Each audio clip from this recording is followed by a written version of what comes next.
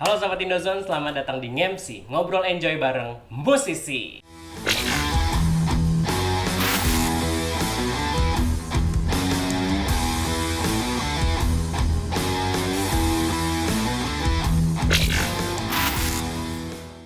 Nah, episode kali ini kita kedatangan teman-teman dari Damasif. Nih gue udah ngikutin Damasif itu dari zaman gue SMP. Mungkin teman-teman yang milenials, bukan milenials ya, berarti Gen Z. Yang sekarang-sekarang tuh mungkin nggak tahu kalau teman-teman Damasif itu dulu jebolan dari festival band, betul ya? Ya, Dan menjuarainya. Ya, pasti juara gitu. banyak festival. Agak angkuh ya Damasif ya. Sekarang aku, kalau dulu masih. Oh iya, Udah, soalnya branding dulu ya, takut dicecer sama yang Iya, sekarang udah 12 tahun di industri jadi agak. apa gitu ya. Ya aku nama tengah. Oh, Rian aku Pradip. Wih, oh, ngeri. baik.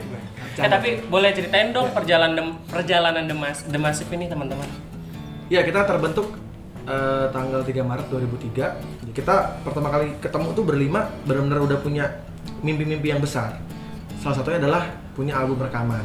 Dan awalnya sih kita ikut festival pertama kali itu kalau nggak salah festival di Taman Mini ya. Taman Mini kita ikut audisi dari 222 band. Itu kita lolos 20 besar.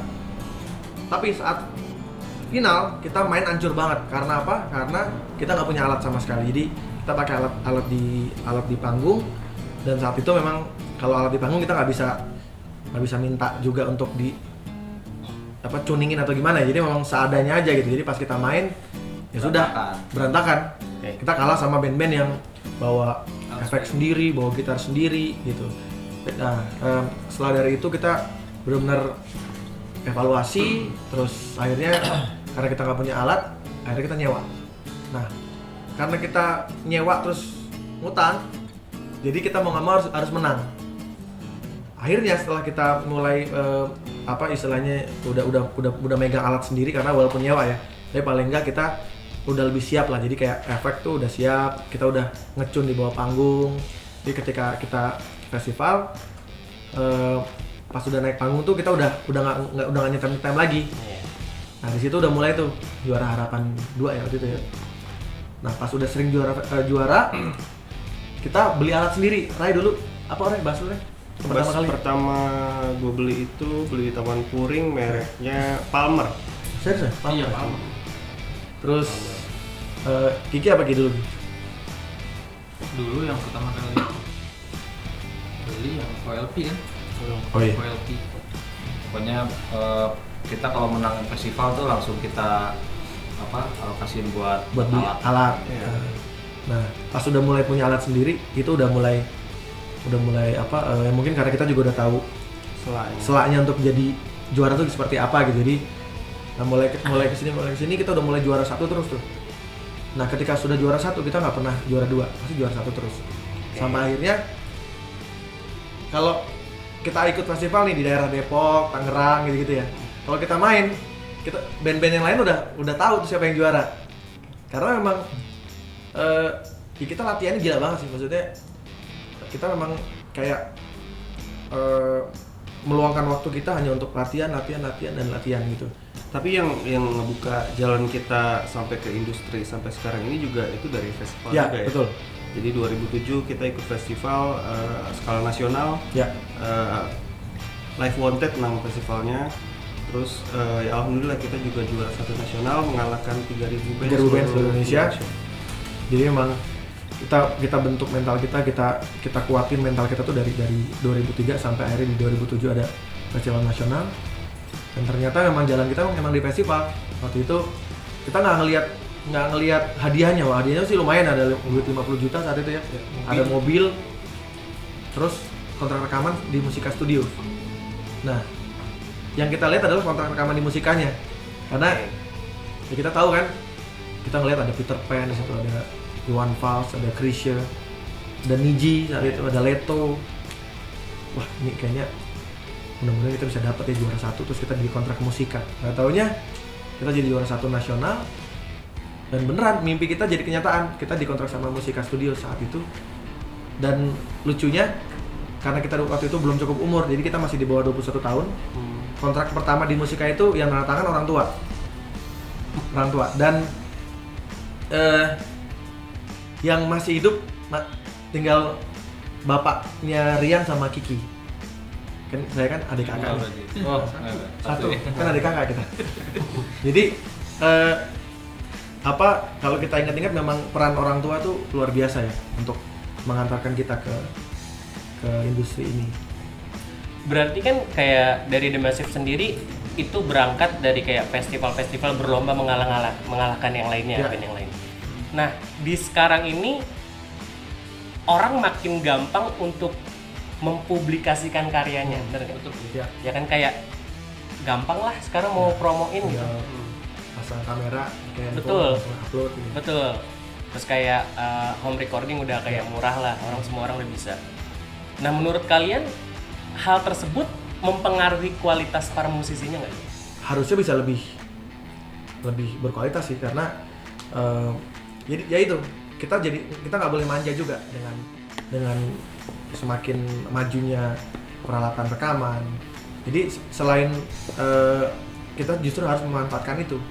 Jadi selain kita rekaman di studio, tapi jangan lupa juga untuk tampil di depan orang. Karena dulu itu kita adalah salah satu band yang tidak pernah milih-milih panggung. Jadi kalau ada panggung berdiri dimanapun kita pasti main. Nggak pernah nanya dibayar berapa, nggak pernah. Yang penting kita senang, dapat makan udah senang banget. Jadi dulu itu kita manggung di acara ulang tahun di samping rumah gue ya, yang Mirna tuh. Terus ada acara 17-an.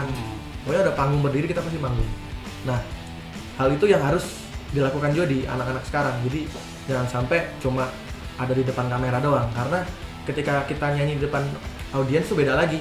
Makanya kadang-kadang kayak anak sekarang mungkin karena udah canggih, ada beberapa yang akhirnya hanya bisa di depan kamera doang gitu. Jadi ketika di audiens jadi beda banget. Nah, itu harus balance lah gitu. Karena pressure-nya beda banget. Beda banget. Nah, The Massive sendiri ini pernah merilis album fisik dalam bentuk vinyl, ya, piringan hitam. Pertanyaannya kenapa vinyl? Apakah kolektor? Ya, pertanyaan kenapa? Ya sebenarnya kan vinyl adalah salah satu media untuk kita mendengarkan musik ya. Tapi buat kita vinyl itu juga salah satu media untuk mendengarkan lagu yang kalau kita dengar itu kayak ada di dimensi yang lain gitu. Dan itu berasa banget kalau kita dengerin lagu-lagu tahun 50-an, 60-an, 70-an gitu. Kalau vinyl tuh juga ada yang beda dari covernya. Jadi kayak tiba-tiba nanti ada bookletnya, terus ada covernya juga gede kan. Jadi kalau kita minta tanda tangan sama band yang kita suka atau musisi yang kita suka tuh puas gitu. Jadi kalau di kaset kan kecil ya, CD juga nggak terlalu besar gitu. Dan rasanya lebih eksklusif gitu. Benar, dan biasanya limited juga kalau misalnya terutama vinyl Indonesia ya. Dan akhirnya karena kita udah mengkoleksi vinyl, dan Musika adalah label yang juga dulu memproduksi vinyl sebenarnya. Oh, I see. Cuman alatnya waktu itu dikiloin, dijual, dihancurkan karena saat itu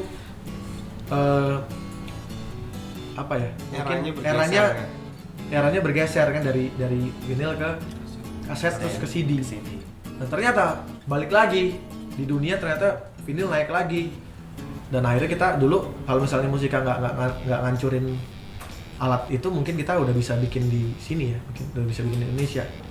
Tapi akhirnya kemarin kita minta ke Musika, album keempat itu Hidup Lebih Indah. Kebetulan memang secara komposisi kayaknya cocok kalau kita bikin vinyl. Single terbarunya nih yang berjudul Tanpamu, itu yang di album Love ya? Ya, Love. Bener ya? Sebenarnya itu menceritakan tentang apa sih? Ya, tentang kita ya kehilangan seseorang, tapi ada pesan positifnya sih. Jadi ketika kita kehilangan seseorang atau ketika kita sedih itu jangan berlarut. Jadi kita harus bisa move on, harus karena hidup kan harus terus kita jalanin. Tapi sebenarnya cerita sebenarnya adalah lagu itu tentang road manager kita sih sebenarnya. Jadi roadman kita namanya Mas Jojon. Nah itu jadi roadman kita cukup lama. Nah, meninggalnya itu saat setelah kita tur beberapa kota gitu. Akhirnya pas di base camp meninggalnya. Nah di situ dia meninggalkan anak yang masih kecil dan juga istri juga. Kayak waktu itu gue ngebayangin gitu perasaannya anak dan istrinya. Pasti kan sedih banget ya ketika orang yang disayang itu harus pergi untuk selamanya. Dan tapi di sisi lain gue ngebayangin juga hidup harus tetap jalan gitu. Kita nggak boleh larut dalam kesedihan dan berharap bisa melanjutkan hidup. Dan akhirnya lahirlah lagu Tanpamu. Oke. Di lagu Tanpamu di album Love, di album itu sendiri sebenarnya warna musik kalian masih sama kayak sebelumnya, album-album sebelumnya, atau ada perbedaan? Gimana? Sebenarnya kita nggak pernah menentukan warna bermusik sih sebenarnya. Ada masa itu mengalir aja, lebih ke mengalir. Cuma memang kalau ditanya basic genrenya memang kita pop, ada pop. Cuma bisa jadinya ada rocknya, kadang-kadang juga kita bikin dance juga ya. Dan di album ke-6 ini yang Love album cukup variatif sih. Ada lagu beatnya, ada lagu yang nuansanya cukup lebar ya, kayak di lagu Pernah Memiliki kan duet sama Rosa tuh. Ya untuk pertama kali juga sih kita bikin lagu yang model begitu. Terus ada yang main piano juga si David ya? Ya David Noah. Terus begitu ada lagu yang ada nuansa retronya ya, kayak di Ingin Lekas Memelukmu lagi tuh, karena kita kolaborasi beradu ide dengan Mas Is Pusakata. Jadi ya cukup kelihatan sih, cukup terdengar lah perbedaan masif dari yang album ke-5, album sebelumnya sama album yang ke-6 ini, Love album. Jadi lebih variatif. Dan memang kita nggak matokin harus gimana sih, memang kita ngalir aja. Senyamannya aja. Ya. Oke, nextnya ada project apa? Ya kita kan kemarin habis ngerekam lagu-lagu hits, greatest hitsnya The Massive 20 lagu di Abbey Road Studios. Jadi rencananya nanti di awal tahun kita akan merilis album itu, album Live at Abbey Road, 20 lagu. Terus apa lagi ya, ada tribute juga to Guru Soekarno Putra. Sudah kita rekam juga, lagunya lagi proses mixing, mastering. Sama album ke-7, jadi kita sudah mempersiapkan album ke-7 nanti di tahun depan. Sama mungkin di 2021 udah, kita sangat visioner sekali ya. Kita udah nyiapin lagu-lagu berbahasa Inggris, jadi ya doakan aja kita bisa merilis album dengan lebih luas lagi. Ada statement yang bilang kayak setiap musisi itu kayak ada masa emasnya. Nah, kalian termasuk orang yang setuju atau tidak dengan hal tersebut? Dengan statement itu?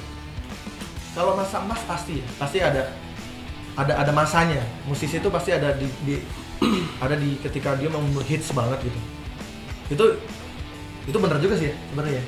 Yeah. Tapi kalau karya musisi akan tetap jadi musisi. Jadi nggak pernah ada orang tuh nyebut mantan musisi, nggak ada. Musisi akan tetap jadi musisi walaupun dia mau jadi presiden gitu. Ya kalau dia musisi dia akan tetap jadi musisi. Yang bikin bertahan apa? Adalah ya berkarya terus. Karena karya itu nggak ada umurnya, akan terus didengar sampai kapanpun, akan abadi sampai kapanpun. Kayak The Beatles, hanya 8 tahun umurnya tapi karyanya tetap hidup sampai sekarang. Ya mungkin kata-katanya agak, kalau menurut gue pribadi sih agak ambigu ya. Maksudnya masa emas itu mungkin ada, tapi mungkin bisa terjadi berkali-kali gitu. Sesuai dengan musisinya berkarya atau tidak. Kalau memang dia berkarya terus, masa emas itu akan didapatkan terus. Karena emang musik kan selalu circle-nya ya gitu-gitu aja, muter-muter aja. Ya apalagi di era serba digital sekarang ya, jadi kita bisa menyebar luaskan. Kalau 10 tahun lalu semuanya dipaksa untuk seragam ya, maksudnya selera musik Kalau lagi boyband semua, girl band semua, Melayu semua. Tapi kalau sekarang tuh udah sangat bebas sih, maksudnya makanya kita nggak pernah kayak bikin karya tuh nggak pernah mikir laku atau enggak, bikin aja, biarkan pasar yang menentukan. Bener. Setiap musisi punya pasarnya masing-masing. Betul. Oke, closing statement dari masing-masing kalian buat teman-teman millennials yang lagi berjuang di dunia musik juga. Apa nih? Ya, yang pasti adalah kita harus mencintai dulu apa yang kita kerjakan. Kayak kita bermusik ya, kita harus cinta sama musik itu. Jadi saat kita menjalannya itu nggak ada beban, nggak ada paksaan harus begini harus begitu, tapi benar-benar apa yang dirasain, ditulis, apa yang ada dalam pikiran dituangkan dalam sebuah lagu gitu. Jadi yang pertama ya harus mencintai apa yang kita kerjakan dulu. Itu nggak cuma di dunia musik ya, apapun itu mau bidang apapun. Kalau kita mencintai apa yang kita kerjakan tuh biasanya insya Allah bisa menghasilkan karya yang mungkin masterpiece gitu. Nerusin sih sebenarnya, mungkin itu dibarengin sama mungkin totalitas kan. Semua harus dilakukan dengan secara total gitu, walaupun dia misalkan punya pekerjaan yang lain atau apa, tapi kalau memang dia mau jadi musisi emang harus totalitas, dari belajarnya, dari referensinya, segala macamnya itu harus total sih untuk mencapai impian. Kalau gue mungkin mulai aja dulu lah. Jadi kita jangan malu atau minder.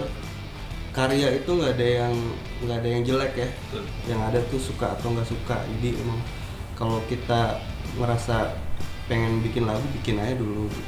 Terus publish karya kita gitu. Jangan minder atau jangan ragu. Dulu.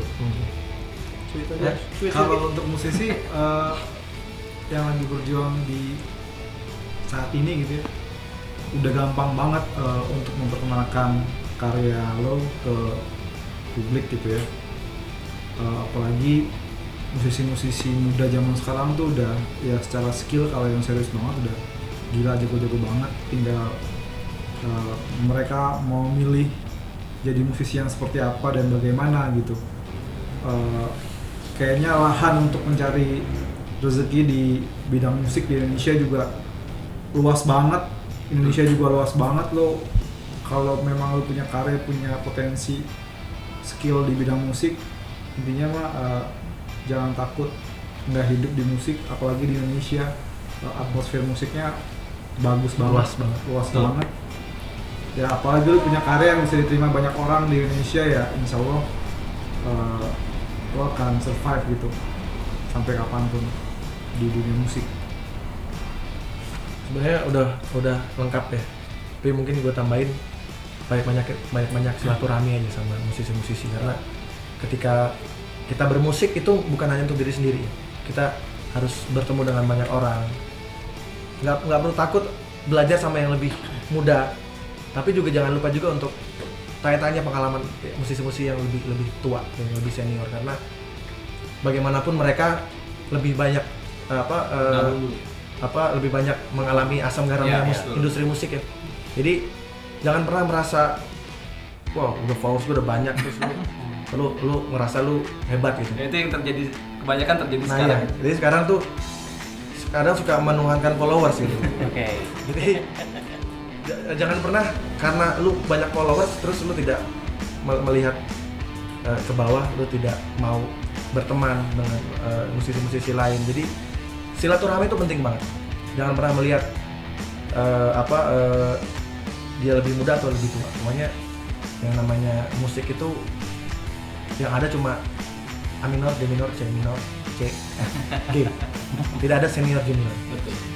Oke, terima kasih untuk teman-teman The Massive udah mau mampir ke Indozone. Sukses terus buat single dan project-project selanjutnya. Buat teman-teman Indozone di rumah, silakan komentar di bawah kira-kira musisi mana lagi yang akan kita undang di sini. Don't forget to hit like and subscribe, dan kalau kalian mau nonton video sebelumnya tinggal klik tombol di atas. Terima kasih, sampai jumpa di MC selanjutnya.